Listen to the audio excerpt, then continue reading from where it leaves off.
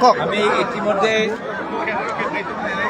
অসমৰ চুকে কোণে শিৱসাগৰ শিৱসাগৰ নগাঁও আৰু তেজপুৰত বিভিন্ন আমাৰ নিৰপেক্ষ ৰাইজৰ লগত জুবিন গাৰ্গক ন্যায় দিয়ক, জাষ্টিছ ফৰ জুবিন গাৰ্গক মমবতী আমাৰ কেণ্ডেলাইট আমি আয়োজন কৰিছোঁ।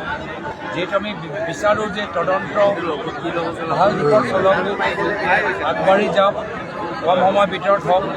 যিদৰে গৰিমা শইকীয়া গাৰ্গে ক'লে ফাষ্ট ট্ৰেক হ'ব লাগে, এয়া হ'ল আমাৰ দাবী। ইতিমধ্যে আমি দেখা পাইছোঁ যে শ্যামকানু মহন্তই সুপ্ৰিম কোৰ্টত এপ্লিকেশ্যন দিবলৈ সক্ষম হ'ল। তাৰ কাৰণটোৱে হ'ল কি, ইমান সময় পালে। যদি প্ৰথম দিনতে তেওঁক ধৰিলেহেঁতেন তেতিয়া সুপ্ৰিম কোৰ্টত তেওঁ লগে লগে কেছ দিব নোৱাৰিলেহেঁতেন। কিন্তু প্ৰায় 10-12 দিন তেওঁলোকক ৰেহাই দিয়াৰ কাৰণে আজি নিজৰ কেছটো নিজকে বচাবলৈ সুপ্ৰিম কোৰ্টত যাবলৈ এটা সুযোগ পাইছে।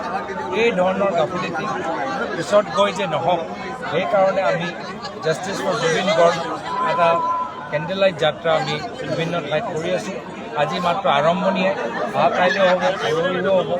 লক্ষী পূজাৰ কাৰণে 6 তাৰিখে নহয় 7 তাৰিখে হৈ থাকিব। তো আমি পৰিয়ালৰ লগত আছোঁ, জুবিন গাৰ্গ অনুৰাগীসকলৰ লগত আছোঁ, আৰু আমি আমাৰ ফালৰ পৰা চৰকাৰক দাবী জনাইছোঁ যে জুবিন গাৰ্গ অনুৰাগীসকলৰ ওপৰত যি NSA কেছ, বিভিন্ন কেছত জেলত যে ভৰাই ৰাখিছে, তেওঁলোকক ৰেহাই কৰক। তেওঁলোকৰ কোনো ক্ৰাইম নাই, তেওঁলোকৰ কোনো অপৰাধ নাই।